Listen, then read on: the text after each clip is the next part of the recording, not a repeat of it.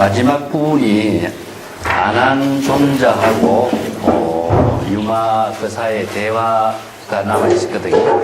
그래서 이 부분을 마치고 우리가 그냥 제 강의만 일방적으로 많이 했는데 오늘은 좀 같이 대화도 좀 하고 질문도 좀 하고 이렇게 자연스럽게 토론도 좀 할 수 있는 그런 시간도 한번 가져보도록 하겠습니다. 오늘 교재는 107페이지 안한과 부처님 그 시봉하면서 유마사와의 그 대화를 나누도록 하겠습니다. 그 원문을 같이 한번 읽어보겠습니다. 그 뒤에 부분 원문이 어디까지 있냐면은 110페이지까지인가요? 원문이 쭉 연결되어 있습니다. 자, 107페이지 원문부터 볼게요.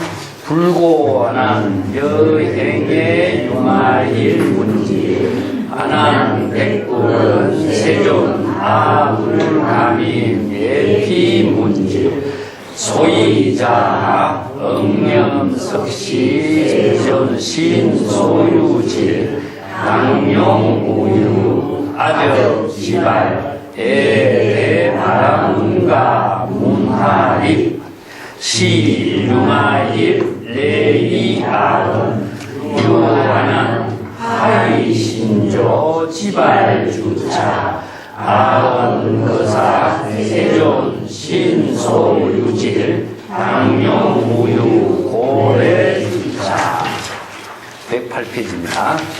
유마일은 지지하는 막작시어 열의 신자 금강지체 제약이란 중선보에 당유하네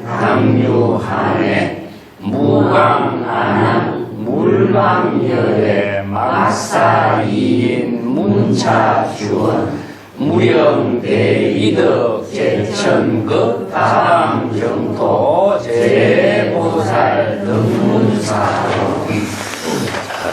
뒷장에 안한 전륜성왕 이소복고 상등무병 한강열의 무량복해 보승자제 행이 안한 물사하등 수사시요 외도 범지 양문차어 당작신영 하명미사 자질불능구 미능구 재령 인가일서 물사인문 당지 안한 제열애신 적시법신 비사욕신 물리세존 과거삼대 불신무루 제루이진 불신무이 불타제수 여차지신 당유하질 당유하예 시야세존 실해창계 덕무근진 이유청냐 정문공중성활 안여사은 단위불출 도타각세 현행사법 도탈중생 행위 안한 치유불참 세존유마일 지혜변제 양사야 지고불인 예비문제 여시 500대 제자 각각 한굴 설기 5년 칭술 유마일 소원 개활불인 예비문제. 자, 여기까지가 제작 마지막 단입니다.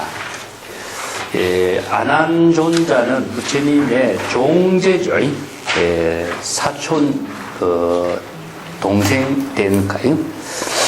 그 안한은 부처님의 시봉을 평생을 했기 때문에 왜 부처님의 시자로 잘 알려져 있고 또 불교에서는 가섭존자하고 안한존자하고 두 사람을 가섭존자는 선종의 종지를 개성한 부처님의 전법 신등이라고 그러죠.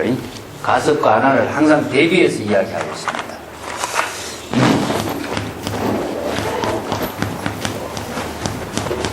가섭은 부처님의 전법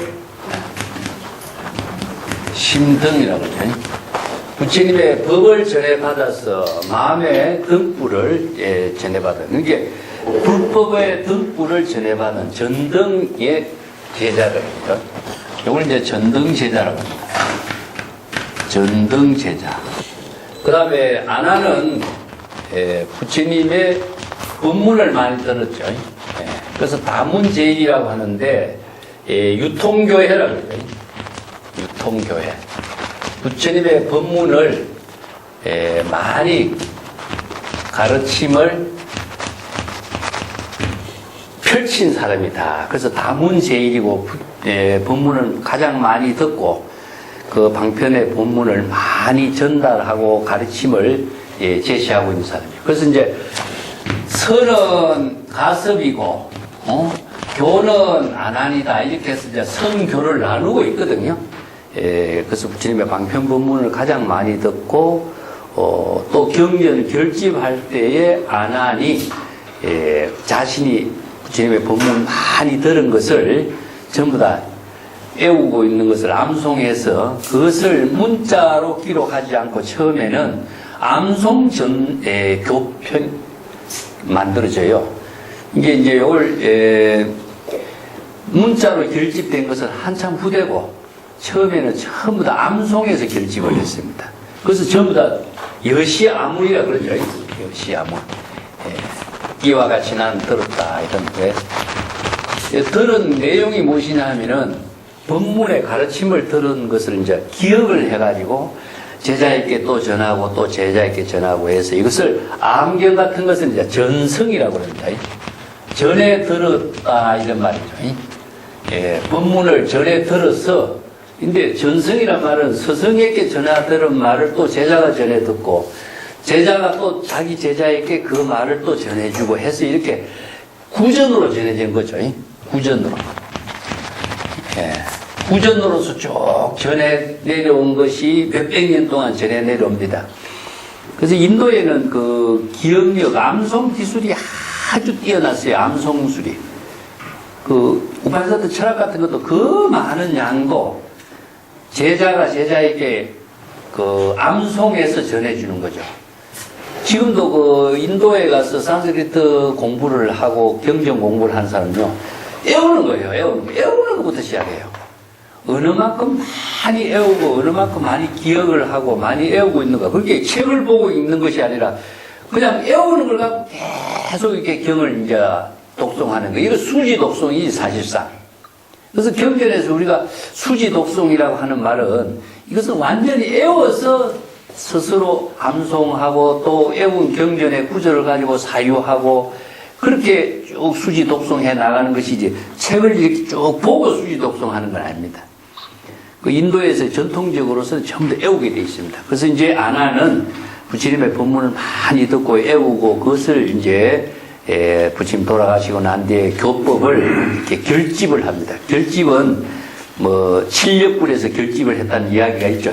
그 칠력굴이라고 하는데 인도에 그 이제 우리가 그 역사적인 장소 왕사성 쪽에 한번 가봤는데 조그마한 굴이에요, 사실상. 거기에서 뭐 500의 아라한의 제자들이 다 모였다라고 하는 것은 공간적으로는 사실상 불가능해요. 그렇지만 이제 뛰어난 제자들이 모여서 부처님의 법문 들은 것을 자기가 들은 법문을 전부 다 암송해내죠. 그래서 아항경 같은 게 경전을 보면요. 자밤, 정의람, 이런 아항경은 짧은 경전으로 처음부터 되어 있어요. 그게 왜 그러냐면 들은 내용이 짧은 단원으로 정리됐기 때문에 아항경은 그렇게 이루어졌습니다. 그래서 이 아가마라는 말을 쓰는데 아가마라는 것은 아항경이라고 그러거든요. 이것을 구전으로 전성된 경이라는 그런 말을 쓰고 있습니다. 자, 부처님이 안한존자에게 그대가 유마일거사를 방문해서 유마일거사 문병을 좀 하도록 하라. 10대 제자 가운데 이제 맨 마지막에 안한에게 지시를 내린 거죠. 그때 아나니 백불은 세존 불가민 에피문질입니다. 세존이시여 저는 유마일 거사를 찾아가서 문병할 수 있는 일을 감당할 수가 없습니다. 제 능력으로서는 감당할 수가 없습니다. 여기서 이제 감당할 수 있는 능력은 역시 지혜가 유마거사를 찾아가서 대화를 하고 문병을 할 수 있는 지혜를 나는 구족하지 못했기 때문에 유마거사의 문병을 할 수가 없다. 그런 의미죠. 일반 세속적인 문병 같으면 이런 관계 없잖아요. 누구나 가서 인사하고 문병하면 끝나는데 여기에서 그냥 만남이라고 하는 것 자체가 그냥 만남이 아니라 지혜로운 대화로서 만남을 이루고 문병을 하는 것을 감당할 수 없다는 이야기죠. 소이자하 응연석시 세존신 소유질하니 당용우유 아적지발에 대바라문가 이파디바다 이 말인데 왜냐하면은 응영 지난 이야기를 기억해 볼 때에 이제 아난과 유마거사와의 만남에 있었던 일을 기억을 해서 이제 이야기하고 있는 거죠. 세존의 몸에 이어서 세존 신이죠. 세존의 이제 부처님의 10대 명호가 세존 불세존이란 칭을 붙여 세간에서 가장 존경받을 만한 어른이란 의미죠. 대웅이라든가 이런 말도 씁니다. 그래서 이제 세존의 몸에, 여기서 몸이죠. 육체적인 몸에 소유질, 조그마한 질병이 있을 때에 이런 이야기 했습니다.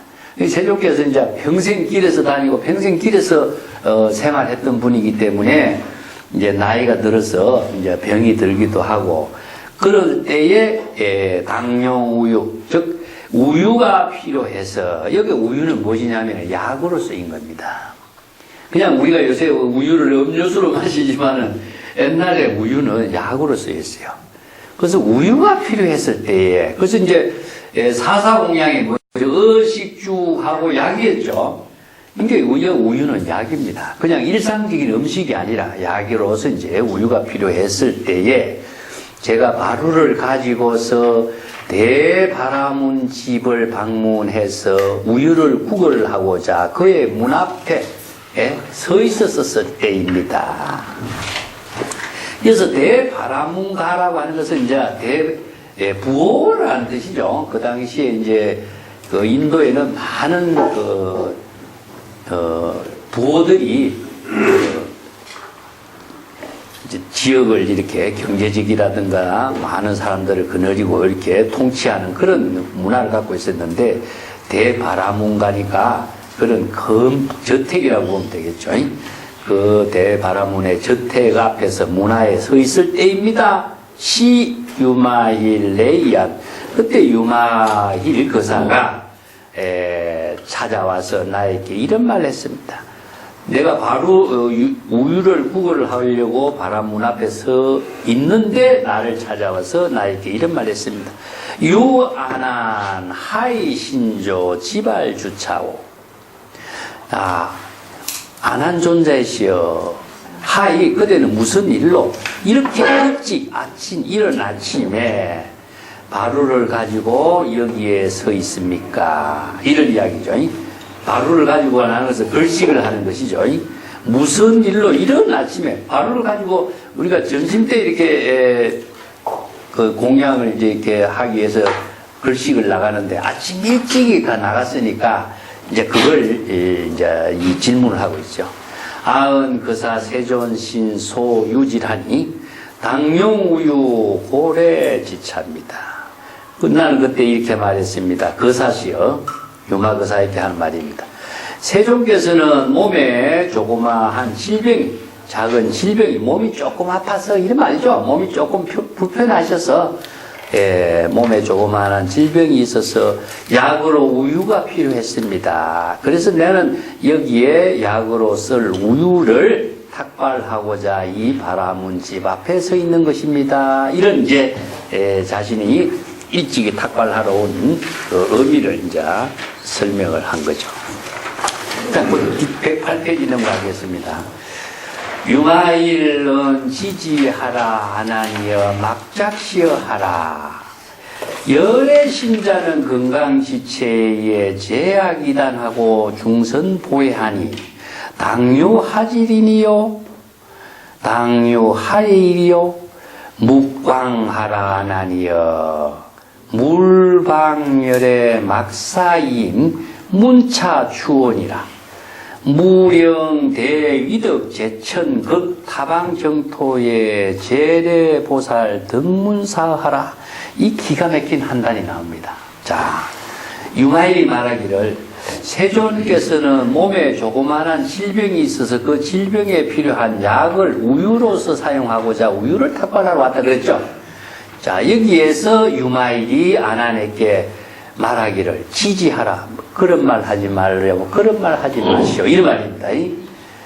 어떻게 그런 말 할 수가 있고 어떻게 그런 말 할 수가 있습니까? 그런 말 하지 마시오. 그런 말 하지 마시오. 아나니시여 막작시여 이런 말을 했어야 되겠습니까? 이런 말을 어떻게 할 수가 있겠습니까? 이런 말이죠. 어떻게 당신이 이런 말을 할 수가 있습니까? 막작시여 그런 말이에요. 막 그런 말 하지 마시오. 그런 말 하지 마시고 이거 지지고 아나니시여 막작시여 아나니 어떻게 당신이 이런 말 할 수가 있겠습니까? 이런 의미예요. 막작시여 이런 말 하지 마라 이런 말이죠. 그러면서 열의 신자는 건강지체요. 열의 몸이라는 것은 건강과 같은 몸을 본체로 삼고 있다. 건강은 다이아몬드죠.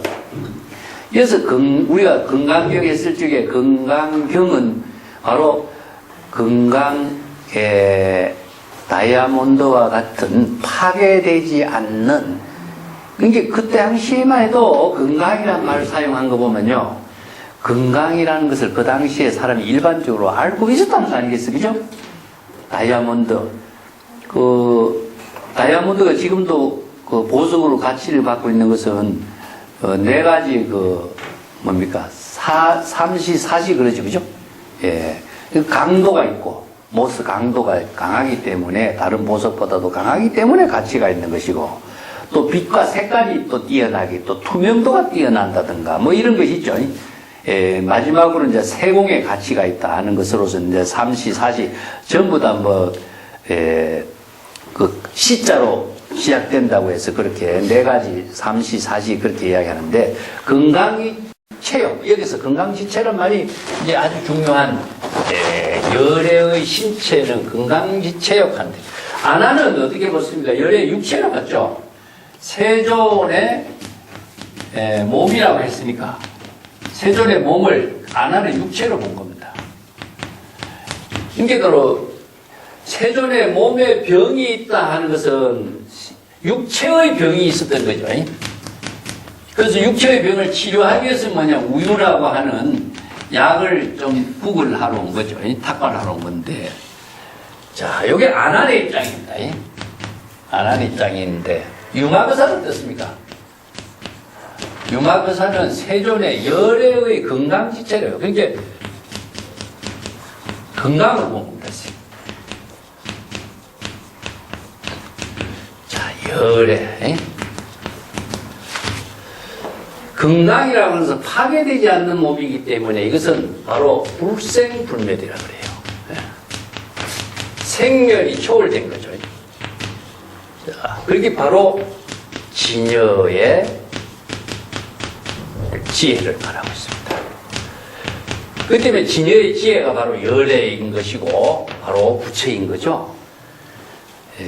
그래서 건강지체예요. 열의 신자는 건강지체예요. 열애자 제법녀예요. 건강경에서 이야기한 것과 똑같습니다.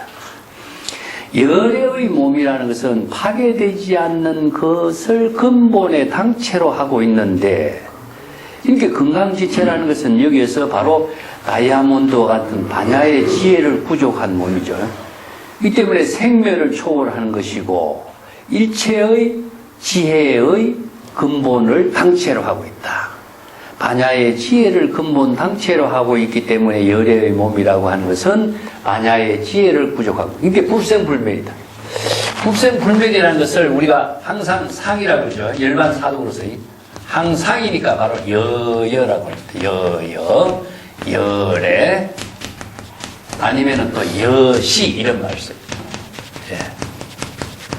항상 자 낙은 뭐였죠? 바로 일체의 생사에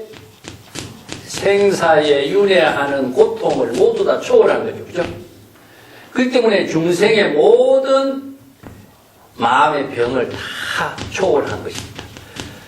여기서는 이제 신병과 고뇌를 전부 다 초월한 것이다. 일체의 고와 뇌를 전부 다 초월한 것이라고 다 표현하고 있죠. 이 때문에 낙은 무엇이니까? 바로 중생의 모든 생사윤회의 고통을 초월한 경지죠. 알은 무엇이냐? 바로 참된 진여의 자아죠.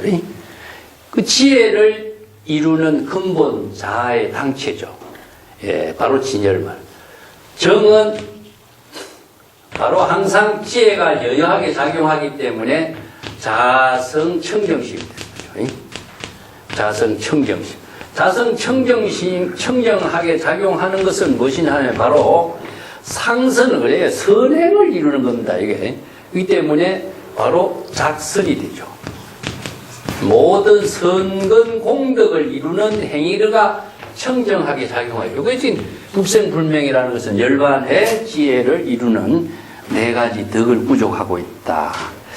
그래서 열반의 경지의 지혜를 이루는 건강의 당체인데, 그 어떻게 열의 이러한 몸에 병이 있다고 하느냐, 그런 이야기죠. 그 다음 구절 나옵니다. 제약이다니요 중선포해이니 당요하질고. 여기서 제약이단이라는 것도 그 밑에 내가 줄을 써놨습니다. 제약막작 중선봉행 당정기 시제불교라는 개송이 있죠. 그 개송하고 똑같은 입장입니다. 그래서 제약막장은 무엇이냐 하면은 일체의 모든 지약이 되는 거죠. 요 개송을 한번 적어 볼게요. 칠불 통계라 그러는데 요걸 모든 칠불에 항상 가르침의 계율법이에요. 이 계라고 하는 것은 지키는 가르침의 의미도 되지만은 교시라는 의미가 돼요. 제약 막자, 일체의 모든 악을 짓지 않고 중선봉에 무릇 많은 선행을 받들어 행하는 거죠.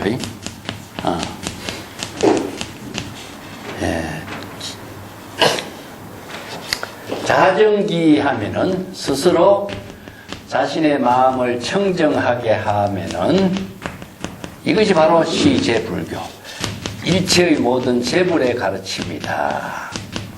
이런 이제 개성이 있죠. 자, 요걸 지양문이라고 그럽니다. 악을, 일체의 모든 악을 방지하는 것인데, 이 악을 방지하는 것은 무엇이냐 하면은 중생심의 신병을, 중생의 모든 신병을 다 소멸시키는 거예요. 중생의 신병을 소멸시키는 것이고, 또 악이라고 하는 것은 이제 사막도에 떨어지게 하는 신구의 삼업을 통해서 사막도에 떨어지는 업장을 모두 다 소멸시키는 거죠. 업장을 모두 다 소멸시키는 작용입니다. 그렇기 때문에 지악이 됩니다. 그 다음에 중선봉행은 무엇이냐? 작선이라 그래요. 선행을 실행하도록 하는 거죠. 그래서 지양문, 작선문 이 두 가지를 이렇게 표현하고 있습니다. 계율에서의 가장 근본은 무엇이냐? 지양문하고 작선문.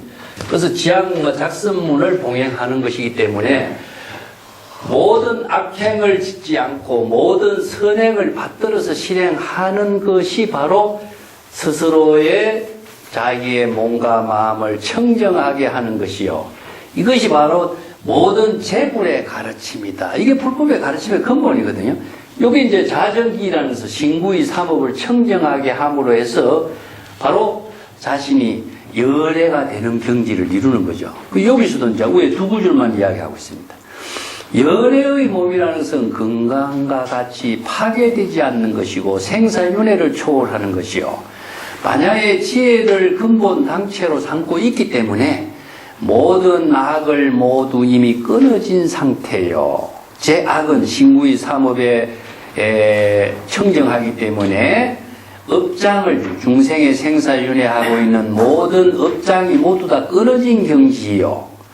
중선봉해 그와 동시에 모든 성근 공덕을 통해서 작선 선행을 이루고 선행이 보획하는 것은 일체에 두루하는 겁니다. 이게 일체에 두루하는 것 자체를 회양이라 그러죠. 자기 자신을 위해서 선행을 하는 것이 아니라 자기의 본분의 지혜의 작용을 통해서 선행을 하는 것은 바로 일체의 모든 중생과 두루두루 함께하는 지혜를 나누는 것을 보혜라 그럽니다. 이게 보라고 하는 말은요, 환경에서 많이 씁니다. 우리가 보조라고 하는 말을 쓰는데, 태양이 비치는 것을 보조라 그래요. 태양이 일체의 밝음을 일체에 두루 비추는 것이죠. 누구에게만 비추고 누구에게는 안 비추는 것이 아니라 자기의 본분의 생명 작용이기 때문에 그냥 일체의 모든 곳에 평등하게 두루 비추는 작용을 하는 것을 보혜라고 그래요. 보조, 보혜. 그런 말씀입니다. 이 때문에 물이 흘러가면서 자기 스스로의 청정한 지혜의 작용이 바로 일체의 모든 선행으로서 성근 공덕으로서 만물에게서 생명의 힘이 작용될 수 있는 힘을 나누는 거예요. 그 자체는 누구를 위해서 나누는 것이 아니라 자신의 자체의 생명 작용으로 나누어지는 것을 이렇게 표현하고 있습니다. 그래서 제약이 모두 끊어진 상태요 중선 많은 선행을 두루두루 나누는 것 보혜의 입장이 바로 열애인데, 여일은 열애께서 어떻게 질병이 있다고 할 수 있느냐. 여기서 질병은 뭐죠? 신병을 말하고 있습니다. 신병. 그래서 이제 안한존자는 육체의 병으로 봤는데, 유마거사는 신병으로 봅니다. 신병. 신병이라고 하는 것 자체는요, 마음에 중생심으로 이루어지고 있는 모든 마음의 작용을 다 병으로서 생사윤회하는 병으로서 갖고 있습니다. 그래서 유마거사가 아픈 게 뭐였습니까? 육체의 병이 아프다고 했지만 실제는 뭡니까? 중생이 생사윤회하는 그 고통의 병을 갖고 있기 때문에 그 중생과 함께하는 보살행으로서 자기가 병이 있는 거 아니거든요. 이 중생이 아프기 때문에 나도 아프다. 그래서 일체 중생과 함께하면 고통을 함께하면서 일체 중생과 함께 이 고통의 병을 치유할 수 있는 방편의 법을 자기가 제시하고 있는 거거든요. 이게 이제 동사섭이라 그래요. 보살의 동사섭. 자신이 병이 들었다고 해서 자기가 혼자만 아픈 게 아니라 모든 중생과 함께하면서 그 병든 중생심의 모든 병을 함께 치유할 수 있는 법을 유마거사가 제시하고 있거든요. 그래서 중생의 병을 함께 치유하는 그 보살행을 유마거사가 실천하고 있는 모습이죠. 자, 여기 한마디가 참 유마거사가 아나니시여 그런 말 하지 말고 그런 말 하지 마시오. 어떻게 당신이 그런 말 할 수가 있어? 열애의 몸이라는 것은 건강지체인데 일체의 모든 악이 다 끊어진 상태고 모든 선행을 받들어 실천하여 회양하고 있는 그런 분인데 어떻게 병이 있다고 할 수 있는가? 그래서 건강지체라고 하는 말이 참 중요한 말입니다. 건강불개신이라고도 써요. 그래서 이 건강지체를 열애의 법신은 건강불개신이요. 건강과 같이 파괴되지 않는 거죠. 파괴되지 않는 몸이다 이런 말을 쓰는데 외부의 힘에 의해서 절대 파괴되지 않는 거죠. 그래서 이제 부처님의 모든 부처의 지혜의 몸을 외부의 힘에서 파괴되지 않는 것이 아니라 진여의 지혜가 작용하고 있는 것은 다이아몬드 같이 항상 파괴되지 않고 지혜가 항상 빛나고 그것이 모든 사람들에게 광명으로서 두루 함께 하는 해안의 힘을 갖고 있다. 그래서 이제 아나는 부처님의 육체의 병의 질병 때문에 우유를 약으로서 탁과를 하고 있는데 유마거사는 아난이 육체의 병에 집착하고 있는 모습을 지금 비판하고 있는 거죠. 어떻게 육체의 병에 집착하고 있는 모습을, 부처님의 모습을 당신이 그렇게 이야기할 수 있느냐. 그 뒷구질이 나와요. 부처님의 병이 어떻게 있느냐. 어떻게 부처께서는, 열애께서는 병이라고 할 수 있는가. 어떻게 열애께서는 고뇌가 있다고 할 수 있겠는가. 당유하질, 당유하네. 이 말은요, 앞에 질이라고 하는 것은, 마음의 병이죠. 육체의 병, 마음의 병이고, 뇌라고 하는 것은 마음의 신병을, 고뇌를 말하고 있죠. 그러니까, 이거 두 가지를, 신병을, 하나는 질, 하나는 뇌 두 가지로 쓰는데, 질이라고 하는 것은 육체적인 입장을 표현해야죠. 그죠? 근데 그 뇌라고 하는 것은 정신적인 그 어떤 고뇌를 중심으로 신병을 이야기해요. 보통 이제 이걸 우리가 다른 말로 한다면은, 불안, 근심, 걱정, 두려움, 초조, 공포, 이런 말이 전부 다 포용되어 있는 말이에요.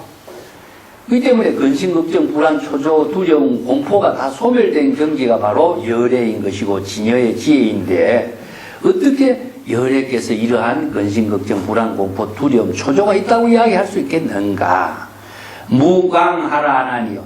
그때는 더 이상 말하지 말고 잠자코 떠나가라.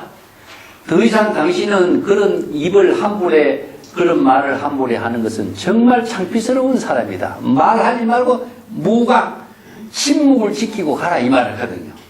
더 이상 그런 말 하지 말고 떠나가라, 아나니야. 물방열애 막사열, 열애를 비방하는 말을 함부로 하지 말라.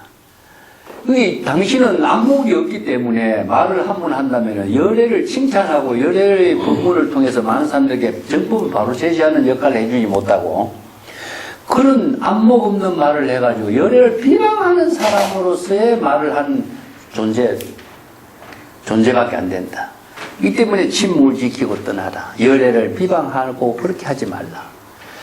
자, 요 뒷구절이 또 재미나. 왜 말을 못하게 하는가 하는 그 의미가 나와요. 막사인 문차추원.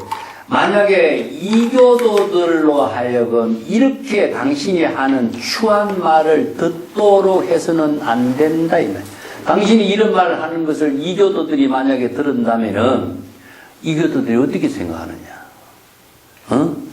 이인이라는 것은 이교도들을 말이에요. 그 당시에 수없이 많은 이교도들이 있잖아요.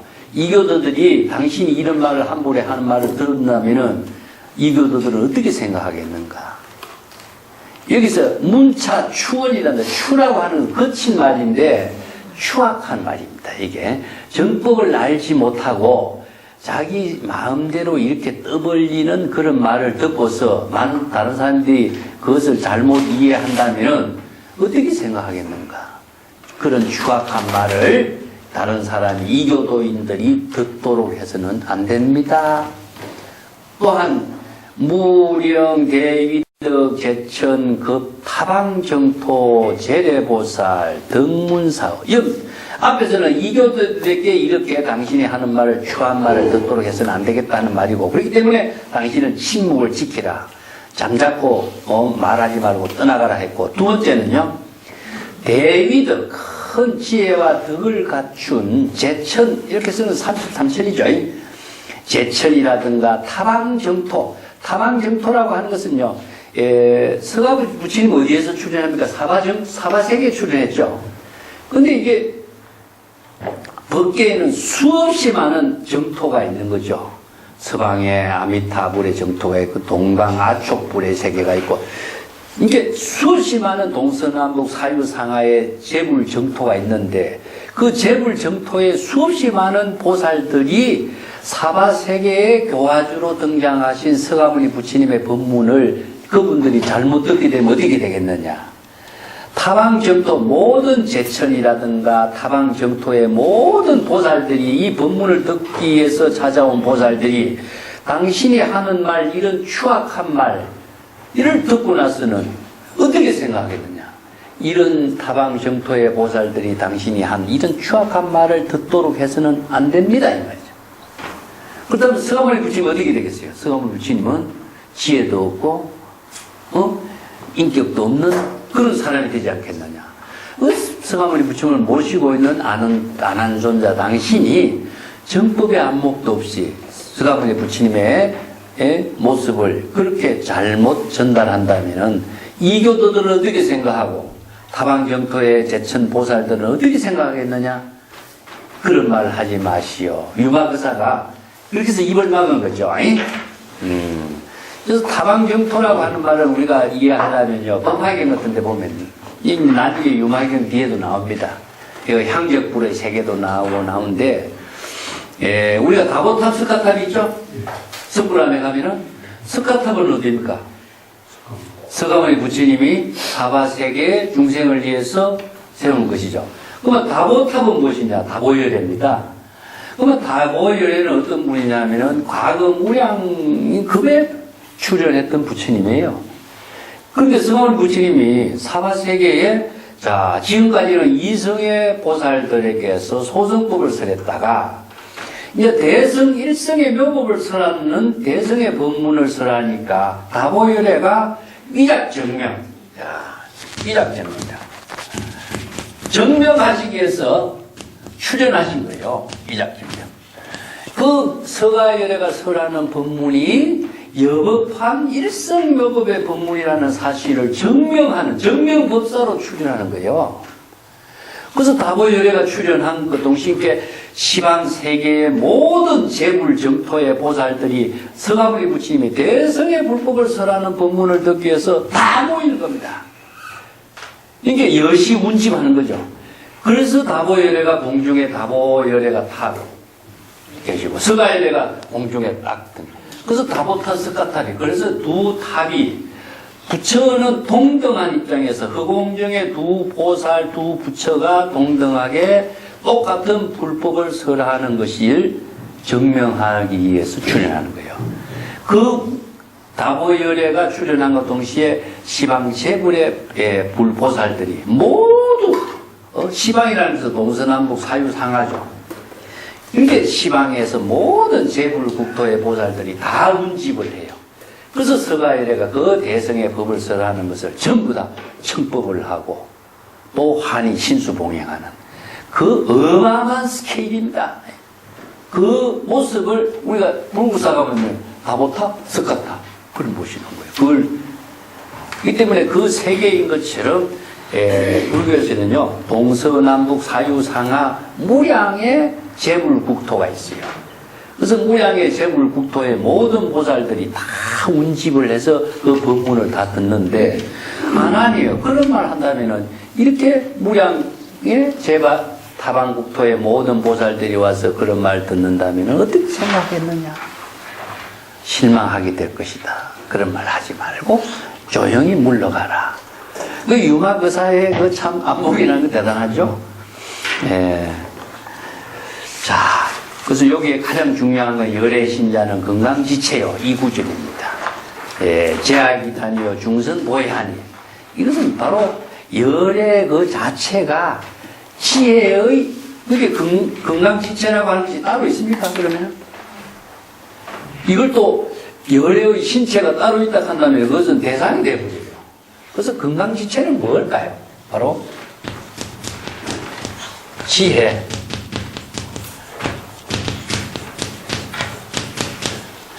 지혜가 작용하는 것을 말하고 있습니다. 이것이 따로 존재하는 것이 아니에요. 열애라든가, 이 열애라고 하는 것도 바로 지혜가 작용하는 것이 열애이지. 작용하고 있다라고 하는 것은 바로 지혜 작용은 본분의 생명 활동이라고 내가 그랬죠. 생명 활동하는 거예요. 이걸 이제 진여 본성의 생명 활동을 바로 이제 지혜 작용이라고 하는데 그 지혜 작용은 건강 불개신이다. 그래서 이걸 법신이라고 합니다. 법신. 진여 법신이란 말. 그래서 써요. 이걸 잘못 이해하면은 법신이라고 하는가 건강 불개신이라고 하니까 파괴되지 않는 어떤 법신의 모습이 열애의 모습이나 부처의 모습이나 어떤 형체가 있다고 생각하니까 대상을 두고 그런 불법을 이해를 하니까 한 오해가 생기는 거죠. 지혜가 작용하고 있는 그 ING 상태를 말해요. 생명 활동하고 있는 그 지혜의 생명, 그 자체를 말하는 것입니다. 그래서 우리가 반야의 지혜도 역시 그런 말이죠. 반야 바라밀이라든가 이런 말도 표현하는 것도 반야의 지혜가 생명활동으로 작용하고 있는 그 상태를 말하는 것이지, 반야의 지혜가 따로 있다든가 열애의 몸이 따로 있다든가 이렇게 생각하면 안 됩니다. 예, 항상 우리 근본에 진여의 지혜가, 진여의 생명이 여법하고 여실하게 작용하고 있는 것, 생명활동하고 있는 그 상태를 말하고 있습니다. 자, 고 건강, 열애신자는 건강지체여 제약이다니요 중선보혜라고 하는 말, 이런 말들은 밑에 줄을 꺼놓고 이것을 갖고 깊이 사유하고 성찰하면서 우리가 참선 공부하는 의미를 가져야 돼요. 이런 구절들은 건강 유마경에서도 굉장히 중요한 구절입니다. 우리가 경전 가운데서도 유명한 구절들은 이렇게 줄을 꺼놓고 그것을 항상 수지독송하고 사유를 해야 돼요.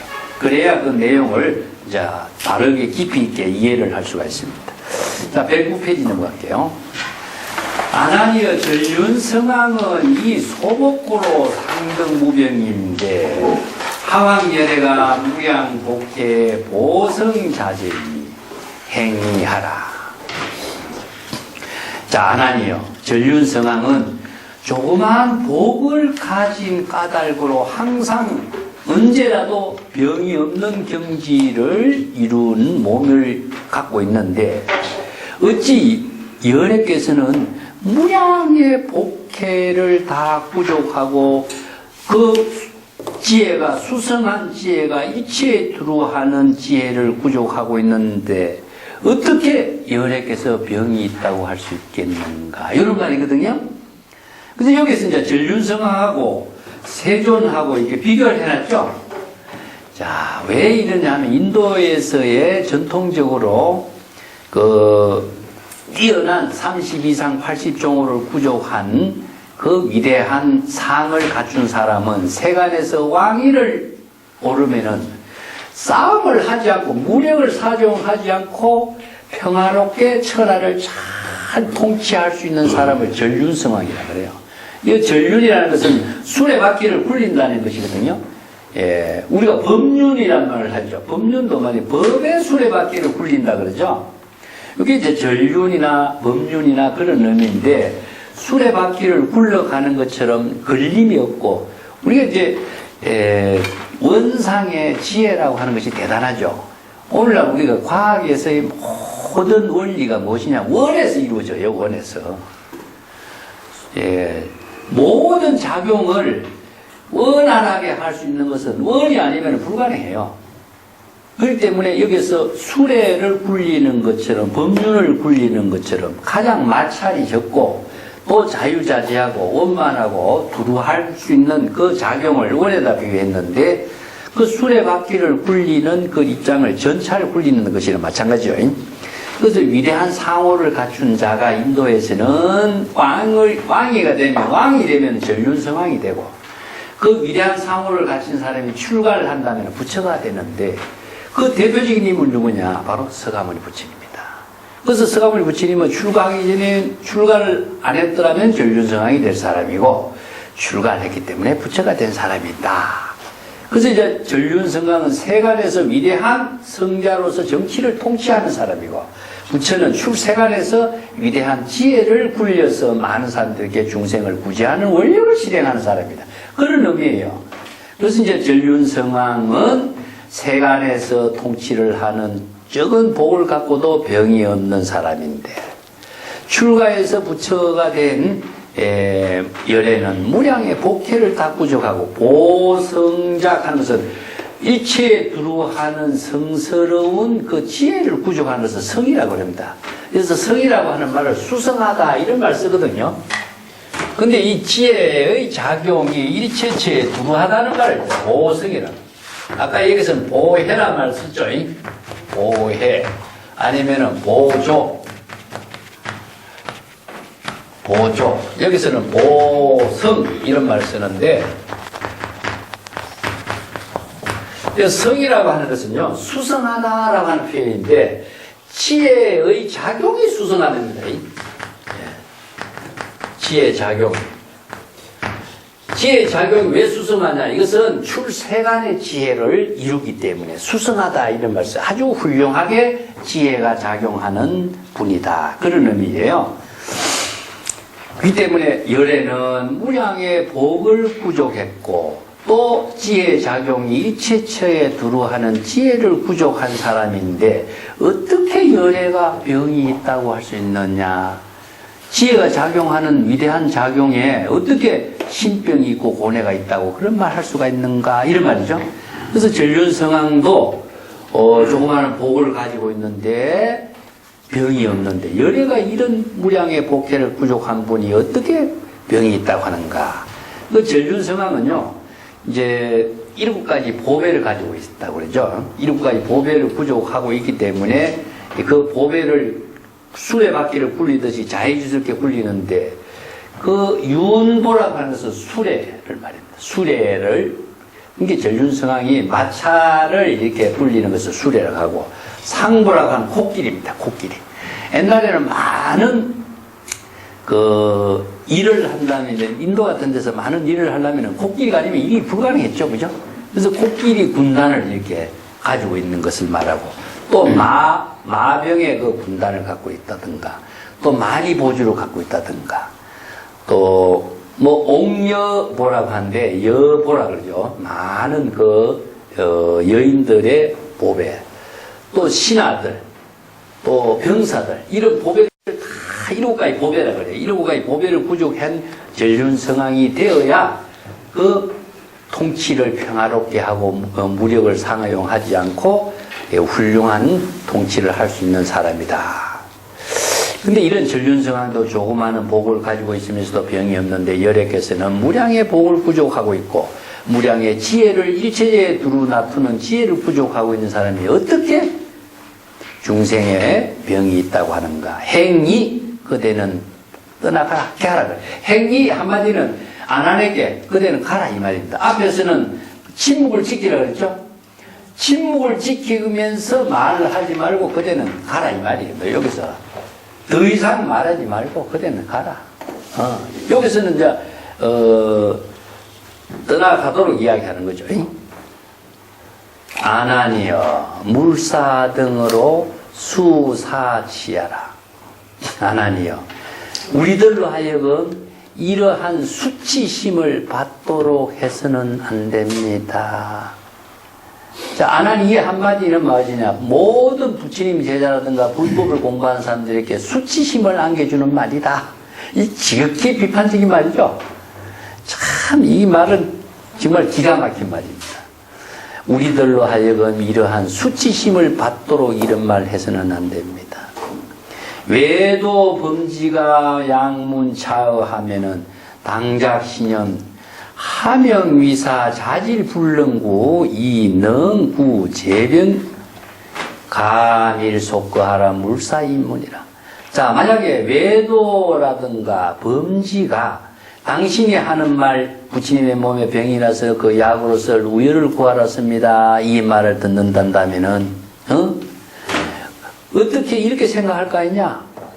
어떻게 남의 스승이 된다라고 한 사람이 자기 스스로의 병을 능히 구제하고 치료하지도 못한 사람이 다른 사람의 모든 병을 능히 구제하고 치료한다고 할 수 있겠는가? 이렇게 생각할 것이 아니겠느냐 이 말이죠. 자기 몸도 치료하고 관리하지 못한 사람이 남을 어떻게 치료하고 관리할 수 있는 능력을 갖춘 사람이라고 할 수 있겠는가? 이렇게 생각할 것이 아니겠느냐? 그대는 조용히 아무도 모르게 조용히 빨리 떠나가라. 다른 사람이 그런 말을 한 것을 듣지 않도록 하기 바란다. 그런 말을 하면서 다른 사람이 듣지 않아 했으면 좋겠다. 이 말이죠. 자, 이어서 외도 범지는, 외도는 무엇이냐 하면은 바로 육사외도라든가 불법을 배우지 않고, 불법은 이제 정법이라고 그러죠. 제가 정법, 사법, 외도법 이야기했죠. 그래서 외도를 다른 말로 한다면요, 정법은 우리가 열애가 되고 부처가 되는 진여의 법으로서 진여의 지혜를 이루게 하는 모든 법이 진여법이 정법이고, 중생의 생사윤회하게 하는 모든 가르침은 사법, 사도가 되죠. 또 외도법은 무엇이죠? 마음 밖에서 도를 구하고 깨달음을 구하고 해탈을 구하고 신비 모든 것을 추구하는 것. 이것은 외도입니다. 그래서 불법은 신법이다. 마음에서 깨달음으로써 열반 해탈 부처 열애가 되는 법을 불법은 정법이라고 그러죠. 예. 바로 정법을 바르게 실행하지 못한다면 다 생사윤회하게 하는 중생의 사법이 되는 거죠. 이걸 항상 구분해야 됩니다. 그래서 정법은 무엇이냐? 불법은 정법이고, 예. 또 중생이 되는 것은 사법이고, 마음 밖에서 도를 구하고 깨달음, 해탈, 열반, 안락을 추구하는 것은 전부 다 외도법이다. 이런 거죠. 자, 외도들이고, 범지는 무엇이냐 하면은, 예, 밑에 내가 바라문으로서 청정한 수행을 하는 바라문들을 범지라고 그럽니다. 이 범이라고 하는 것은요, 예, 여법한, 예, 청정한 그런 의미를 두고 있어요. 우리가 범이라고 하는 것은 이제 산스크리트로서 볼 적에는 항상 이제 바르다 그런 의미를 두고 있습니다. 예, 그래서 위대한 그런 의미도 두고 있고, 그래서 여법하게 바른 수행을 하는 바라문들이나 이런 외도들이나 이런 사람들이 당신이 한 예, 안왕존자 당신이 한 이런 말을 듣고 이런 생각을 할 것이다. 어떻게 남의 스승이 된다고 이름이 난 그 서가열의 세존이라는 분이 자기 병도 능히 구제하고 치료할 수 있는 능력도 갖추지 못한 사람이 어떻게 많은 사람들의 병을 치료하고 구제한다고 할 수 있는가 이렇게 생각할 것이다. 그대는 조용히 떠나가시오. 말하지 말고 조용히 떠나가시오. 그리고 당신이 하는 말을 다른 사람이 듣도록 해서는 안 됩니다. 듣지 않도록 그렇게 다시는 그런 말 하지 말라 이 말이죠. 그런 말 해서 그런 말을 다른 사람들 외도들이 듣지 않도록 해주시오. 그 밑에다 당지하라 하나니시여 제열애신은 즉시 법신이요 비사욕신이요 불리세존 과어 삼계 불신무루하며 제루이진이요 불신무의하며 불타제수하니 여차지시는 당유하지리요 당유하네이요 요 말입니다. 자, 요 구절도 정말 기가 막힌 그 법문입니다. 잘 알아야 하리라 하나니여 마땅히 잘 알아야 할 일이 있다. 당신은 이 말이죠. 안한 당신은 뭘 잘 알아야 되느냐? 제불열애의 몸은 바로 법신이라고 하는 사실을 잘 알아야 한다. 여기서 제열애신이라는 제불열애신이나 마찬가지입니다. 제불열은 이게 일체의 모든 열애, 제불열애의 몸, 열애의 몸이라고 하는 것은 바로 법신이죠. 바로 법신이다. 이 때문에 열애라고 하는 말 우리가 금강경에서 많이 이야기했을 적에 열애를 그냥 부처님이라고 하면 안 됩니다. 열애는 바로 법신이다. 그래서 열애는 무엇이냐? 진여의 지혜를 말하는 것이다. 그래서 진여의 지혜나 열애나 같은 말이죠. 그래서 금강경에서 열애라고 하는 말도 열애를 그냥 부처님이라고 한다면 명사가 돼요. 근데 열애는 안 돼요. 이것은 바로 진여의 지혜가 지금 ing 작용하고 있는 거예요. 진여의 지혜가 작용하고 진여는 바로 뭡니까? 바로 모든 존재의 생명의 근본을 이라고 하고 진여의 지혜는 뭐죠? 바로 진여의 근본이 지혜로 작용하고 있는 거죠. 그렇기 때문에 이지불이가 바로 법신이다. 그렇게 기실론에서는 이지의 불이가 법신이요 이런 말을 씁니다. 어려운 말인데 이는 진여입니다. 이법으로서 모든 생명의 근원으로서 작용하는 이법을 진여라고 해요.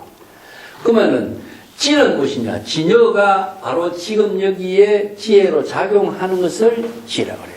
그래서 진여지를 바로 열애라고 하고 진여지를 바로 법신이라고 합니다. 예, 내가 법신, 보신, 화신에 대해서 저는 설명을 드렸죠. 이 때문에 진여의 지혜를 법신이라고 하고 그 다음에 보신은 무엇입니까? 바로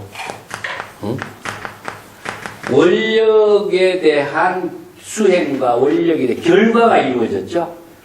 그래서 48 원력을 세워서 법상비구와 원력을 세웠으니까 원력의 수행을 다 그 과보로서 이루어진 것이 뭔가 아미타불이 된 거죠. 그 보신이 된 거죠. 그 화신은 무엇이냐 하면은 바로 변화, 이게 수없이 자기의 몸을 변화시키는 거죠. 어떻게 변화시키냐? 중생의 근기에 맞춰서, 시절 인연에 맞춰서 수없이 자기의 몸을 변화시켜서 중생을 구제하고 제도하는 그 원력을 실행하는 것을 변화시키는 몸을 화신이라고 그러는데, 내가 이걸 의학을 통달하는 것을 법신이라고 하고, 자, 의사가 된 자격을 갖추는 것은 보신이죠. 의학을 배우고 의학을 다 이루었으니까 어떻습니까? 의사가 자격을 갖추었잖아요. 그죠? 예, 내가 의사가 되리라고 공부를 하면 의학을 다 통달했죠. 이게 의학에 대한 모든 것은 뭐 병이 무엇이고 질병이 무엇이고 정법이 무엇이고 사법이 무엇이고 하는 것을 판단할 수 있는 그 모든 능력을 다 갖추는 것을 뭐냐면, 자, 이걸 불법에 대한 모든 가르침을 다 통달했을 때 바로 불법과 자기가 하나가 됐어요. 이것이 바로 이제 의학을 다 이룬 사람을 말하고, 의사가 됐다는 것은 의학을 다 이루었기 때문에 의사의 자격을 갖추어진 거죠. 보신입니다. 그러면 의술을 베푸는 것은 뭐죠? 바로 환자를 만났을 적에 의술을 베풀 때 의사의 진정한 역할이 이루어지는 거나 마찬가지죠. 그렇기 때문에 이것은 바로 일체인 겁니다. 일체. 이걸 삼위이체라고 그러고요. 따로따로 존재하지 않아요. 그러니까 열에는 법신이라고 하는 것은 바로 진여 그 자체의 지혜가 여법하게 작용하고 있는 근본 당체를 말해요. 그렇기 때문에 진여 법신은 바로 자신의 근원적인 생명의 지혜 작용 그 자체이기 때문에 거기에서는 중생의 번뇌 망념이 있을 수도 없고 생사윤회도 초월하고 항상 반야의 지혜가 파괴되지 않는 지혜가 항상 여여하게 작용해요. 그래서 이걸 열애란 말씀입니다. 여라는 말이 이제 굉장히 어려운 말인데, 여라고 하는 말은 다른 말을 한다면 본래란 뜻이 되고, 본래 그대로 그런 의미입니다. 본래 그대로라는 말은 뭡니까? 다른 말을 한다면 외부의 힘에 의존하지 않고 자연 그대로 그런 말이에요. 그렇기 때문에 자연 본래 그대로 생명 활동을 하는 것을 바로 우리는 우리의 근본, 본성, 이걸 진여 본성 이렇게 써요. 이걸 이제 진여 본심으로, 이게 마음이 부처다 할 적에 그냥 마음이 부처가 아니라 진여 본심의 지혜가 작용하는 마음이 부처란 뜻이에요. 그렇기 때문에 마음이 부처다 하는 말도 그냥 말로만 이해를 한다면 의미가 없어요. 그렇기 때문에 진여 본심의 지혜가 깨달음의 지혜로 이루는 것을 부처라고 한다. 그래서 제불열애의 몸은 바로 법신인 것이요. 법신이라는 것은 지혜 작용으로 이루어진 깨달음의 몸, 그런 의미입니다. 비사욕신이요. 이 비사욕신이라는 것은, 사욕이라고 하는 것은 사량 분별과 욕심으로 이루어진 몸이 아니다. 사량 분별은 누구죠? 자기 중심이죠. 자기 생각으로 자신의 의지대로 자신의 욕심으로서 이루어진 몸이 아니다. 이거는 중생심의 몸이 아니다는 이야기입니다. 비사욕심은 바로 중생심의 몸이 아니다. 예. 불리, 세존, 가음무, 삼계, 불심. 이게 부처는, 부처여는 바로 깨달음으로 지혜를 작용하는 그 부처는 세간에서 가장 존경을 받는 자이며, 그런 의미죠. 세존이라는 것은 부처의 깨달음의 지혜는 세간 출세간에 가장 존경을 받는 자이며, 그래서 세존이란 말을 써요. 또 삼계의 중생의 욕계, 색계, 무색계, 삼계를 모두 다 초월한 몸으로서 부처의 몸은 일체 중생의 번뇌 망념에 물이 새지 않고 불신무르요. 그런 말이에요. 그 부처의 깨달음의 지혜의 작용이 이루어지는 몸은 중생의 생사윤회하는 번뇌망념에 물이 새지 않는 것. 무루 그런 의미죠. 번뇌망념에 물이 새면은 바로 생사윤회에 떨어진 중생이죠. 그래서 무루이 이런 말씀입니다. 유루는 물이 새는 것이죠. 무루는 물이 새지 않는 것이기 때문에 루라고 하는 것은 물이 새다 하는 것은 바로 완벽하지 못하다 그런 말이죠. 중생심에 번뇌망념이 있는 것을 말하고 무루는 번뇌망념이 없는 것을 말합니다.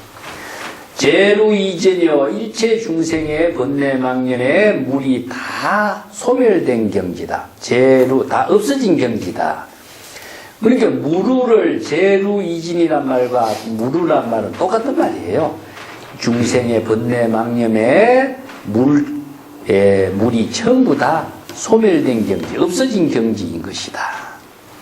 불신무의요 부처의 깨달음의 지혜 작용의 몸은 무의는 조작이 없는 겁니다. 자기가 없다. 무의라고 하는 것은 무의자연이란 말을 많이 쓰는데 이것은 무의라는 말을 다른 말을 한다면 자연이라죠. 무의.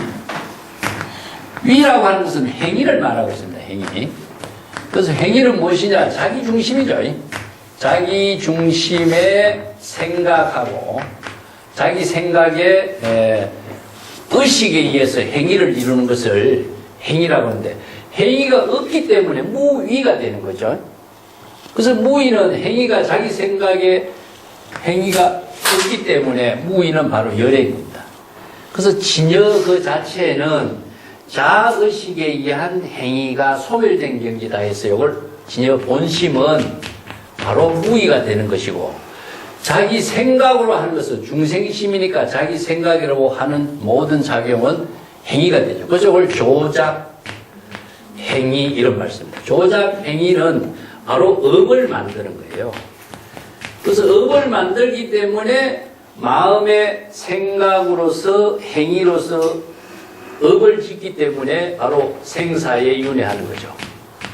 생사윤회하는 업을 만들기 때문에 이것은 중생의 모든 행위를 업을 짓지 않도록 하기 위해서 본심으로 하는 것을 무의라고 그러죠. 그래서 무의는 진여 본심의 작용이죠. 그렇기 때문에 재불법신의 열애는 중생심의 모든 조작 행위로 업을 짓는 일이 없기 때문에 무의인 것이요.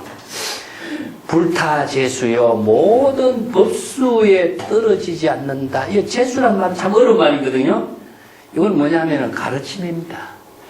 모든 불법의 가르침의 법문 어느 문자에도 타락하지 않는다. 떨어지지 않는다 이런 말인데 우리가 언어를 통해서 언어를 초월하는 지혜를 가져야 되는데 언어를 의식을 하고 있으면 무엇이냐 가르침의 법문에 빠져버려갖고 가르침의 법문에 속박되어 가지고 그것을 벗어나지 못해요. 그래서 이제 기질론에서는 이것을 어떻게 설명을 하냐면은 열의 법신의 지혜를 이루고자 한다면은 진여의 지혜를 이루고 한다면은 세 가지가 여의된다고 항상 그랬죠. 진여의 지혜를 이루고자 한다면은 이 언설상 오늘 내가 여러 번 언급을 했습니다. 언설상. 언설상은 모든 가르침의 법문 그 자체를 다 여의야 돼요. 이게 언설상은 부처님의 방편 법문이에요. 그래서 방편 법문을 아무리 많이 들어도 방편 법문을 언어를 의식하고 있으면은 법수에 떨어진 겁니다. 방편 법문의 가르침에 속박돼 버려요. 이걸 법수라고 합니다. 두 번째는 이명자상. 모든 부처님의 이름이라든가 명화라든가 상호라든가 이런 것을 명칭에 의식하고 있으면 명칭에 속박돼 버려요. 그 다음에 십년상. 이 세 가지를 여의지 않고서는 바로 열의 부처의 지혜를 이룰 수가 없어요. 이 세 가지를 항상 참선 공부할 때 사유하고 참선 수행하는 기준으로 삼아야 돼요. 우리가 보통 보면은 부처님 법문을 많이 애우고 있어서 그 법문을 많이 갖고 이야기한다고 해서 대단한 경지를 이룬 것처럼 많은 사람들이 착각하거든요. 그래서 언어 문자 방편 법문을 지혜로 작용하도록 하는 말인데 그 언어 문자를 대상으로 의식하고 있으면은 언어 문자에 속박돼 버린 것밖에 안 돼요. 그래서 여기서 법수라고 하는 말은 불교의 모든 가르침을 여법하게 설명하는 것을 수학 공식과 같이 법칙성에 맞춰서 여법하게 제시하는 것을 법수라고 해요. 그래서 불교의 모든 법문은 법이라고 하는 말은요, 바로 논리나 마찬가지입니다. 논리는 수학을 기초로 하고 있어요. 그래서 이걸 모든 가르침을 수학 공식과 같이 정확하게 체계 있게 제시하고 있는 법문을 법수라 그래요. 예, 그냥 제멋대로 설해놓은 것은 한마디도 없어요. 불교의 방편 법문은 모든 진여의 법을 체계 있게 논리적으로 방편 법문으로 설해놨습니다. 그래서 이걸 법수라 그러는데 어떤 만큼 정확하냐면 여러분 사성제약 하면 뭡니까? 예? 고지멸도죠. 팔정독 하면 8가지의 그 법문. 육발음이 개정의 사막. 모든 것이 숫자로 정확하게 되어 있죠. 이걸 다 법수라 그래요. 모든 불교의 가르침을 정확하게 논리적으로 체계 있게 설법하는 법문의 모든 것을 법수라 그럽니다. 불교의 모든 가르침이 아주 여법하게 진여의 법을 방편 법문으로 논리적으로 체계 있게 정확하게 제시하고 있어요. 이걸 법수라 그럽니다. 그리고 다른 말을 한다면은 은설상입니다. 은설상. 은설상, 명자상, 이 10년상을 전부 다 방편 법문으로 설하는 것을 법수라고 하는데 이 모든 방편 법문을 바로 진여의 지혜가 되도록 우리가 불법을 배우고 익히고 사유하고 해야 되는 것인데 언어 문자를 기억을 하고 있으면 법수에 떨어져 버려요. 언어 문자의 방편에 속각되어 버린다. 그래서 아무리 훌륭한 한마디의 법문이라도 그 한마디 법문을 의식으로 인식하고 대상으로 두면은 내가 당나귀가 말뚝에 매어 있는 꼴이다 이런 말 비유를 해요. 언어 문자 그 자체를 초월하는 지혜를 쓸 수 있어야 된다는 이야기죠. 그래서 불신은 무의인 것이요. 이체 조작과 자기가 없는 것이고 업이 없는 경지이기 때문에 모든 법수에 떨어지지도 않는 것이요. 여차지신 이와 같은 부처의 몸에 어떻게 질병이 있고 어떻게 고뇌가 있다고 할 수 있겠는가. 진여법신의 지혜작용을 이룬 부처의 법신은 건강불개신이요. 거기에 어떻게 질병과 고뇌가 있다고 할 수 있겠는가. 자, 이 참 기가 막힌 말이죠. 자, 110페이지 넘어가겠습니다. 세존 실해 창개하여 더 무건불하고 이유청야 정문 공중성을 안하여여 거사은 단이 불출 오타각세 현행사법하여 도탈중생이니 행이다. 안하니여 치유물참하라. 세존 융하의 지혜 변제 위약 차야니 시고로 불인 에피문질이다.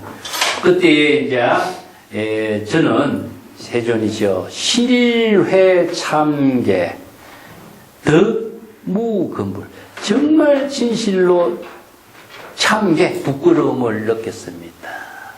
이게 참이라는 것은 스스로의 이제 아주 부끄러움을 느끼는 것을 말하죠.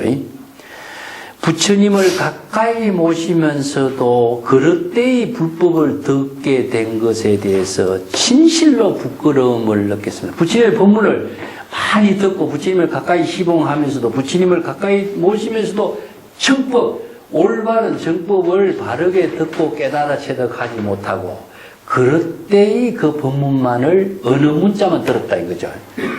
자, 이 구절이 법수에 떨어지지 않는 거예요. 자기는 어느 문자의 법수를 기억하고 있는 거죠. 가르침을 기억만 하고 있었지 그 가르침의 법문을 자신의 지혜로 활용할 수 있는 능력을 체득하지 못했다는 데 대한 부끄러움을 느낀 거예요. 부처님의 가까이 모시면서 부처님의 법문을 많이 듣기는 했는데 진정 그 법문을 자신의 깨달음의 지혜로 이룰 수 있는 능력을 체득하지 못한 점에 대해서 부끄러움을 느끼게 됐다. 이 이야기죠. 그때 공중에서 어떤 소리가 들려왔다. 자기의, 이것은 공중에서 소리가 들렸다는 것은, 자, 이게 이제 범천의 소리이기도 하겠지만, 궁극적으로 뭐죠? 자신의 마음 속에서 소리가 들린 거죠. 아나니시여, 거사에 말한 것처럼 단지 부처님은 바로 오타각세에 출연하셔서 이 법을 현재 널리 실행하도록 한 것은 중생을 모두 제도하고 해탈하고자 한 것이로다. 이렇게 해놨어요. 여기서 부처님이 이 세상에 출세하게 하는 의미를 공중에서 이런 범천의 소리가 들려왔다. 거사가 한 말처럼. 오타각세는 내가 밑에 110페이지 줄을 해놨죠. 오타각세란 말은 이 사바세계를 오타각세라 그래요. 이 오타각세란 말이 유마경에도 나오고 아미타경에도 나와요. 이게 이제 세간에 대한 중생의 세계를 이게 5가지로 설명을 해놓는데, 오탁은 무엇이죠? 탁이라고 하는 것은 혼탁하다, 그런 뜻입니다. 5가지가 혼탁하다, 5가지가 청정하지 못하고 혼탁되어 가지고 오염되어 버렸다. 겁탁이라는 것은, 그건 시간입니다. 시간이 혼탁하다라고 하는 것은 무엇이냐면은, 불교에서 이제 이게 겁탁에서부터 분류된 것이 뭐냐, 정법의 시대, 상법의 시대, 말법의 시대가 나와요. 정법의 시대는 뭡니까? 부처님의 법문을 듣고 바로 깨달음을 이룬 시대죠. 이게 그 시간적인 혼탁, 이것은 이제 오타각세 중생의 세계를 이야기하는데, 정법의 시대, 바로 정법을 법문을 듣고 깨달음을 이루어. 그 다음에 상법의 시대는 뭐죠? 상법이라고 하는 이 상자는 무엇이냐면은 거울에 비친 모습이에요. 어떤 모습이 비치냐? 정법의 모습이 거울에 비춰지고 있는 상태예요. 그러면 정법의 실제의 모습은 없고 정법의 모습이 거울에 비친 상태만 보이는 거죠. 이걸 상법의 시대. 자, 이것은 또 마지막에 말법의 시대입니다. 말법은 무엇이냐면은 정법과 상법의 이 모습이 전부 다 말살된 시대라, 없어진 시대라. 그러니까 정법, 상법의 시대가 완전히 없어진 상태가 말법의 시대. 그래서 이 말법의 시대를 혼탁한, 겁탁의 시대라고 해요. 벌써 이 시대가 되면은 바로, 자, 이것을 정법의 시대가 500년, 상법의 시대를 1000년, 1500년 이후의 시대를 이걸 또 500년으로 잡는 때도 있고, 이건 이제 1000년 이후 지나면 바로 말법의 시대다. 그래서 중국에서는 말법이라고 하는 사고가 굉장히 많이 강해요. 그래서 이제 법화경 같은 데도 금강경에 나오죠. 이 법문을 듣고 500년 이후에 이 법문을 듣고 수지독송자는 그는 바로 저기 열애가 된다. 그런 나오죠. 그래서 500년이라고 하는 것이 정법의 시대인데, 정법의 시대 말고 상법이라든가 말법의 시대에 이 법문을 듣고 발심하는 자는 진짜根기가 수성하다. 그래서 칭찬하는 겁니다. 여기 이제 겁탁이고, 견탁은 무엇이냐 하면은 삿된 주장이 많아. 견해가 다양해. 견해가 혼탁, 정법에 대한 안목이 없기 때문에 자기 생각으로 많은 주장을 하다 보니까 견해가 혼탁이 얼마나 많은 외도들이 많이 나와요. 이걸 견탁이라고 하고, 번뇌탁은 중생이 다양한 번뇌 망념으로서 이루어진 시대. 중생은 자기 생각, 자기 아지, 자기 생각으로 이루어진 시대. 명탁은 무엇이냐면 바로 지혜의 생명이 짧아. 그래서 중생심의 번뇌 망념의 사고가 많으면은 진여의 지혜의 생명이 짧아. 이걸 명탁이라고 그래요. 그 명탁을 목숨이 짧다 이렇게 번역하는데 어떤 목숨이겠어요? 사람의 목숨이 아니에요. 지혜의 목숨이 짧은 시대라. 왜냐? 중생심의 번뇌 망념이 많다 보니까 지혜의 생명이 짧아질 수밖에 없어요. 이걸 이제 오탁이라고 하는데, 이런 사바세계, 오타각세, 중생의 세계에 부처님이 출세한 의미는 무엇이냐?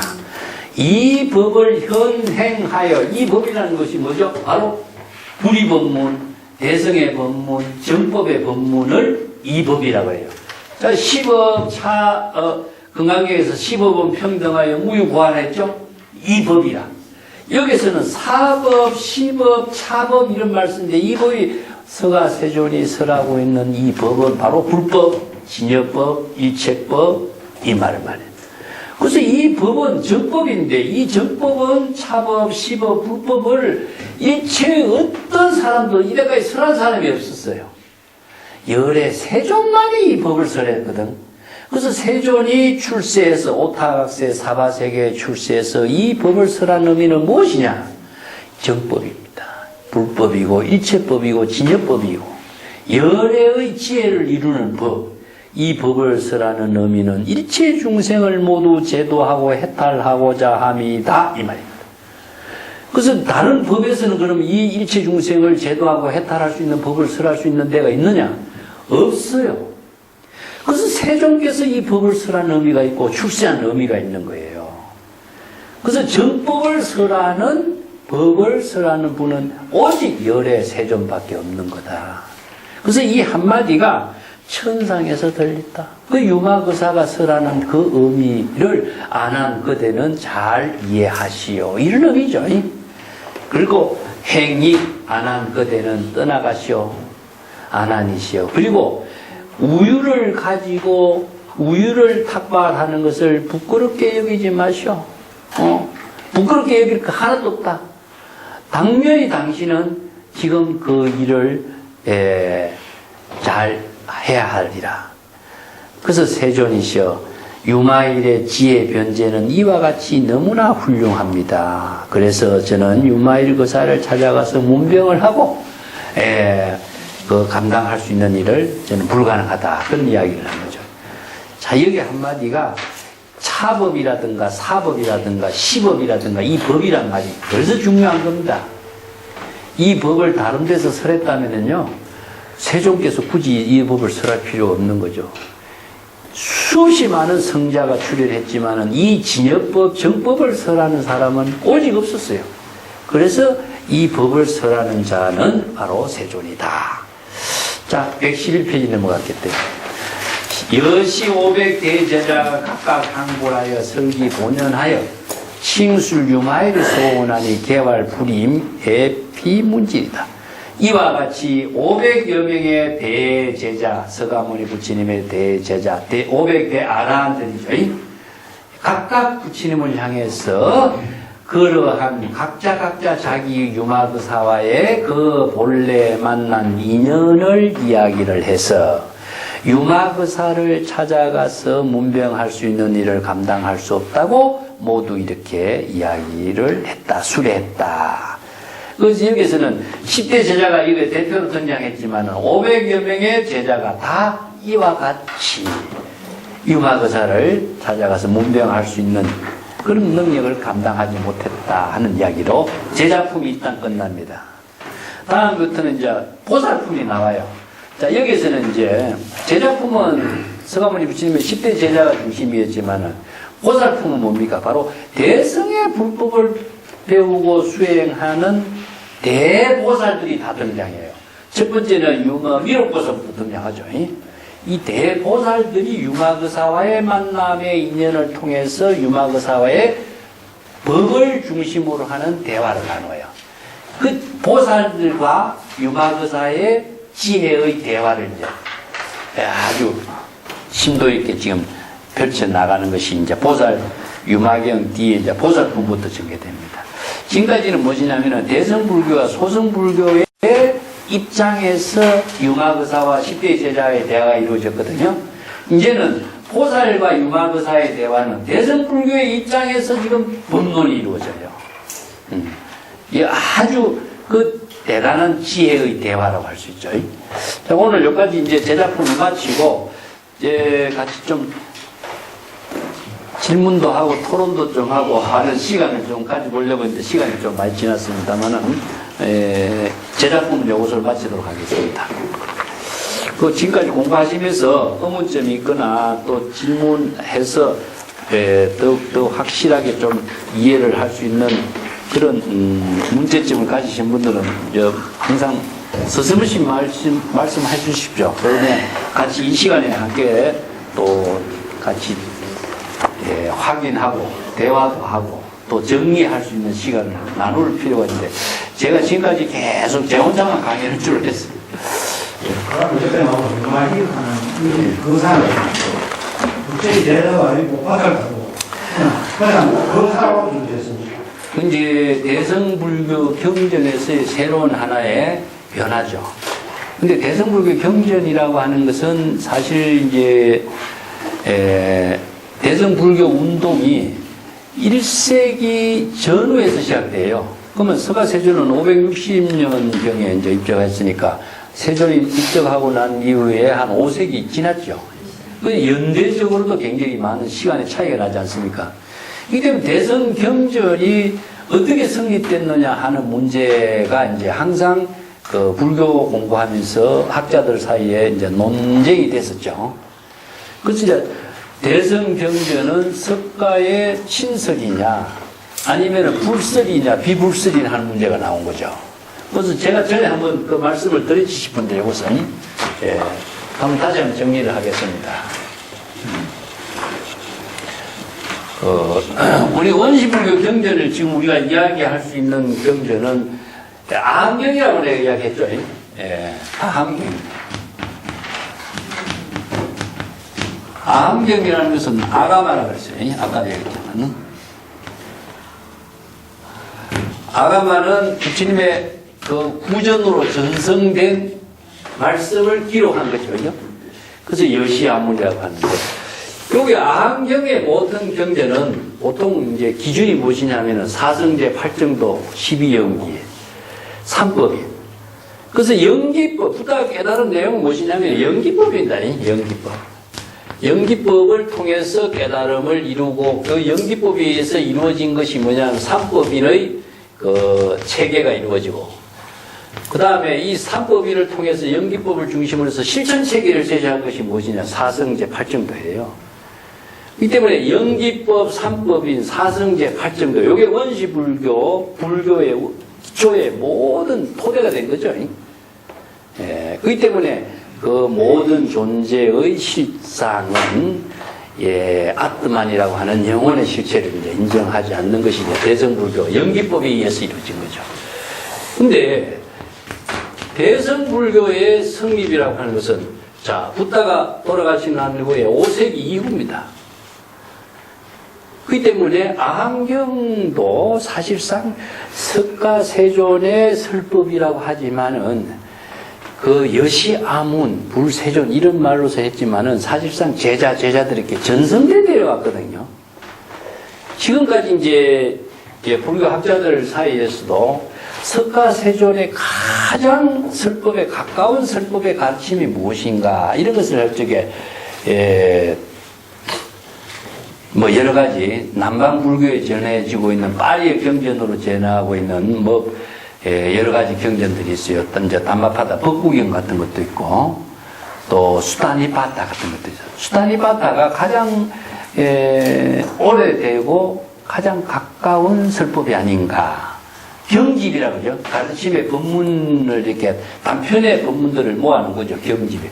이게 짤막짤막해요. 전부 다.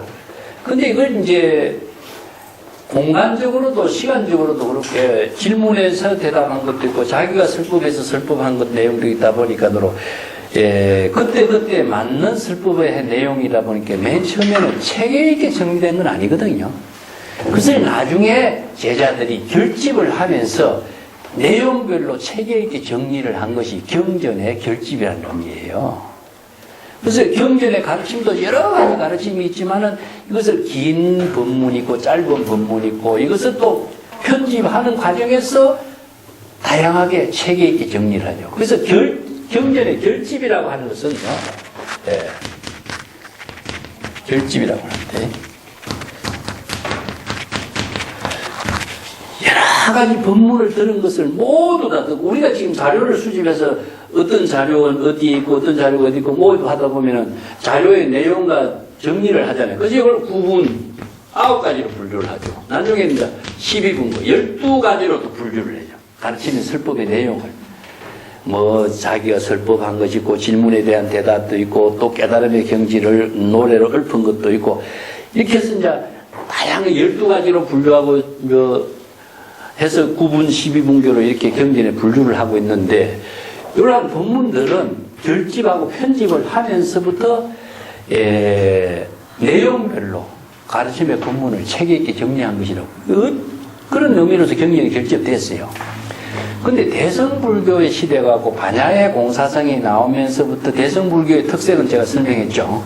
공사상, 아공, 법공, 일체의 개공을 이루면서 반야의 지혜를 이루게 하는 거. 두 번째는 법공이라는 의식의 대상 경계를 비움으로 해서 일체의 개공, 무생법인을 이루게 하는 지혜. 그리고 그 지혜의 자각의 주체는 뭐냐? 진여의 법을 통해서 열애의 경지를 이루게 하는 법. 그리고 또 하나의 위대한 것은 뭐냐? 이것이 바로 상구보리 하와중생 보살도로서 이루어지게 하는 법문이었거든요. 그래서 대성불교의 독자적인 사상체계가 형성되면서부터 원시불교, 부파불교의 여러 가지의 가르침에 조금 미흡한 부분, 이것을 보완하면서 발전하게 된 거죠. 근데 연대적으로는 어떻습니까? 벌써 400~500년 시대가 지내잖아요. 그러다 보니까 대성불교는 어떻습니까? 어떤 문제가 나오냐면은 비석가 친설이다. 석가의 친설이 아니라 친설이 아니죠. 연대적으로 안 갔으니까. 그럼 왜 대성불교는 석가의 설법을 중심으로 해서 했느냐? 석가 부처님이 원시불교 시대에 완성하지 못했던 이 법문을, 대성의 불법을 석가가 완성하는 의미로서 설법을 하는 입장으로 대성불교 경전이 편집이 된 겁니다. 그래서 이제 한 부처님이 소성의 제자들에게는 소성법을 설했지만은 대성의 제자들에게, 보살들에게는 대성의 법을 설한 형식으로 대성경전이 편집이 되죠. 여기에서 독자적으로 나타나는 것이 융합의사와 성만부인이라는 거죠. 자, 대성의 불교의 의미는 무엇이냐? 보살성이라는 점이죠. 보살성. 자, 소성의 성가는 무엇이냐면 비구성이 중심이었어요. 비구, 비구니 성가가 중심이었는데 대성의 성가는 보살성이에요. 우리가 이 점에 대해서 많은 사람들이 삼보를 이야기할 적에 불법성 이야기하죠, 그죠? 불법성 삼보는 대성의 보살성을 이야기합니다. 여기 기실론에서도 이제 그러면은 부처가 따로 있느냐? 깨달음의 지혜를 이룬 자가 부처인 것이고, 법은 무엇이냐? 여법한 진여의 법이 여법하게 지혜로 작용하는 것을 법보라고 하고, 그 성보는 무엇이냐? 바로 대성의 진여의 법을 원력을 실행하도록 하는 구도자를 보살성이라고 그래요. 근데 불법성 삼보는 그러면 일체인 것이지 따로 존재하지 않죠? 따로 존재하지 않습니다. 그래서 이 대성의 불법이 설해지다 보니까 대성에는 원력을 세운 보살성가이기 때문에 거사나 비구, 비군이나 이것이 형식을 두지 않는 거죠. 이게 불교 공부를 잘못하는 사람들은 성각하니까 출가한 사람만 다 이야기해버리죠. 그렇지 않습니다. 이건 잘못 이해해서 그런 거죠. 이게 누구든지 발 안욕 따라 삼약 삼보리심을 일으키면 발심을 하는 자는 다 성가가 되는 거죠. 구도자, 보살성이 다 성가가 되는 거죠. 이 성은 어떤 의미냐? 바로 대성의 원력을 세우는 구도, 원력을 실행하는 보살. 그럼 출가한 사람이 그러면 상구보리 하와중생하는 보살이냐? 그건 아니잖아요. 일체의 모든 사람들이 다 대성의 원력을 세울 때 보살성이 되는 거죠. 대성의 원력을 실행할 때 보살도를 이루는 것이 되고, 대성의 원력을 다 부족했을 때 다 부처의 지혜를 이루는 거죠. 그래서 금강경에도 나오잖아요. 500년 이후에 어떤 사람이 이 경전의 법문을 수지 독송한다면은, 그는 바로 그는 바로 열애가 된다 그랬잖아요. 누구라도 선남자, 선여인이 그가 바로 사구계를 수지독성한다면 열애가 되는 거예요. 그럼 선남자, 선여인은 그럼 출가했느냐? 아니잖아요. 누구라도 원력을 세우는 자가 보살이 되고 열애가 되는 겁니다. 자, 그런데 유마경이라든가 성방경이라는 것은 독창경이 뭐냐? 지금까지는 보살이 설법한 경우는 많았어요.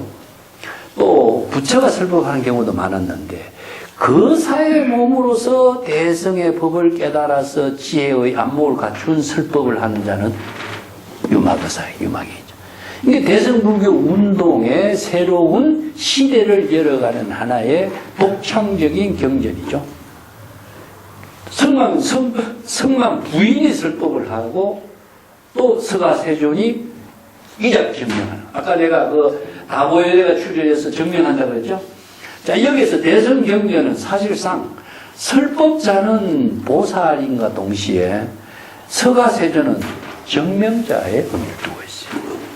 자, 여기서도 지금 유마경에도 유마경하고 유마거사와 제자들의 대화로서 이루어졌지만은 정명은 누가 하냐? 서가세존이 하고 있는 겁니다. 그렇기 때문에 대성불교는 석가의 친설은 아니에요. 그렇지만은 불법은 이 불교 경전은 석가가 만든 교냐 아니에요. 부처라는 것은 이 법을 깨달은 자가 부처이기 때문에 불설인 겁니다. 부처의 설법은 분명하죠. 부처의 설법은 분명한데 석가의 친설이 아닌 것만은 사실이에요. 그럼 석가는 어떤 역할을 하느냐? 바로 정명자로 등장하는. 그래서 과거, 현재, 미래에 수없이 많은 제불이 출연해서 과거, 현재, 미래의 제불이 서로가 여법하게, 여실하게 진여의 지혜로, 부처의 지혜로 함께 대화를 나누고 정명을 하는 그 법회가 이루어지는 것이 바로 경전이라고 보면 됩니다. 그래서 대성불교 경전은 스케일이 그렇게 크게 이루어졌어요. 누가 불교는 누가 만든 종교가 아니기 때문에 당연한 거예요. 이 불법을 깨달은 자가 정법의 안목으로서 대화를 하고 설법을 하고 하는 것이기 때문에 그 특정된 사람이 자기의 주장을 펼치고 있는 내용은 대성불교 경전에는 아무 데도 없습니다. 내가 이런 주장을 했다, 내가 이런 설법을 했다 하는 사람도 아무도 없어요. 이거 우리가 경전을 잘못 봐서 그런 건데 그 금강에도 나오잖아요. 내가 설한 법이 있느냐? 없다고 그러잖아요. 우리 49년 동안 일자국설 한 글자도 설하지 않았다 그러잖아요. 그렇다면 자기가 설법한 거는 뭐냐? 바른 지혜의 대화로서 바른 안목으로서 자신의 진여 본성의 생명 활동으로서 역할을 했을 뿐이지 자 거기에 아상인상이 어디 들어있어요? 누구를 위해서 설법한 것이 없어요. 이게 바로 보살도의 정신을 구체적으로 실천한 모습이 바로 열애가 설법한 모습인 거예요. 그것을 우리가 경전을 통해서 배워야 되는데 경전은 부처님의 설법이고 이건 부처님의 설법이 아니고 이건 판단은 뭐냐? 내 생각이에요. 그 경전을 잘못 보니까 이런 판단에 의해 가지고 우리는 항상 대상을 두고 선입관을 두고 경전을 보게 되는 겁니다. 그래서 유마가 설법했던 누가 설법했던 이것은 법에 의한 설법으로 봐야 되는 것이지 누구의 주장이라든가 설법이라든가 이런 사고를 갖고 경전을 본다는 것 자체는 지극히 잘못된 겁니다. 그래서 열애를 부처님이라고 보니까 부처님이 설법한 것처럼 봐버린 거예요. 이거 잘못된 거예요. 그래서 경전에 내가 오역이라고 하는 지적하는 것이 그거예요. 경전은 누구의 주장에 의해서 만들어진 것은 아니라는 겁니다. 이 때문에 시간과 공간이 초월된 경지에서 지혜의 대화가 이루어진 것이 경전이다. 그렇게 보는 것이 가장 정확한 일이다. 다음에도 여러분들이 항상 이런 문제점이나 의문점을 항상 갖고 있어야 대화를 해야 돼요. 그리고 확인을 하면서 정리해 나가야 됩니다. 내가 일반적으로 쭉 강의만 하고 이건 내용이 어렵다. 근데 우리가 경전 공부는요 소설처럼 이야기하면 쉽습니다. 소설처럼 경전 읽어 나가고 한다면 부처님 이런 설법하고 누가 듣고 하면 쉬운데 그렇게 경전 공부하면요 소설이 돼버리지 경전의 본문이 안 돼버려요. 나는 이게 우리가 경전 공부를 나도 처음에는 쭉 그렇게 듣고 책 보고 읽었지만 이게 내가 너무나 잘못된 경전 공부다. 그렇다면 뭐 일반 소설책 보는 것이나 우리 경전책 보는 것이나 차이점이 뭐가 나겠어요? 그래서 법의 종교의 본질을 바르게 아는 것이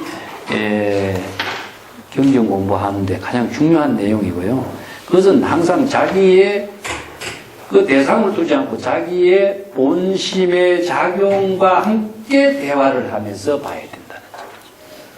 자기 스스로 이 경전의 본문과 자신의 마음의 지혜 작용과 항상 확인을 할 수 있으면서 봐야 된다는 거죠. 그렇게끔 공부를 하는 것이 이거 경전 공부의 그 지혜를 체득하는 길이다라고 할 수 있습니다. 자, 오늘 여기까지 할까요?